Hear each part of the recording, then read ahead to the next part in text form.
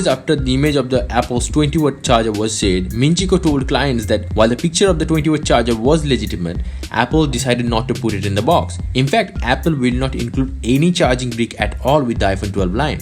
An image obtained from a reliable source by Concept iPhone's Ron Avi shows a render of the insert that you will supposedly find inside the iPhone 12 box. The insert doesn't have any room for a pair of earbuds or a charging brick. Paperwork and lightning cable will stay there only. Feels bad, right? I told it in my previous episode that the market will follow this Apple's bold move.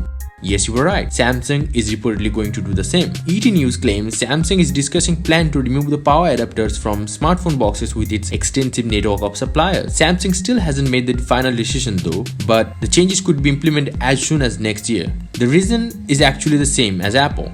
The answer from Samsung is going to be the same too. So Samsung believes that it has supplied consumer with more than enough chargers over the past decade. Yeah, that's true. Meaning most buyers no longer need a new charger, or shipping them with each new devices only creates more e-waste, same as Apple. If Samsung moves forward with these new plans, the first devices to ship without a power adapter in the box may well be the flagship Galaxy S21 or the S30 that is due to arrive in the early 2021. The lack of the power adapter should eventually trickle down to entire Galaxy smartphone series. That should help Samsung price its smartphones more competitively, which is also a very important thing considering Samsung flagship phones prices are going very high with each new model.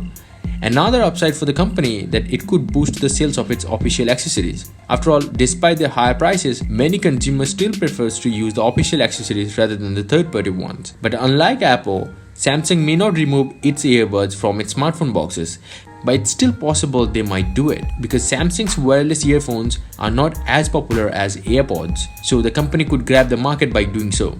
However, the Galaxy Note 20 series seems safe from the move. The Samsung Galaxy Note 20 should cost around $1,200 in the US, and the premium Galaxy Note 20 Ultra, on the other hand, is expected to cost $50 less than $1,500 in the US. And we're gonna see them very soon. So in future, we might see the box as sleek as the phones are. Quite interesting. Okay, so subscribe this channel or watch my other videos. Bye and take care.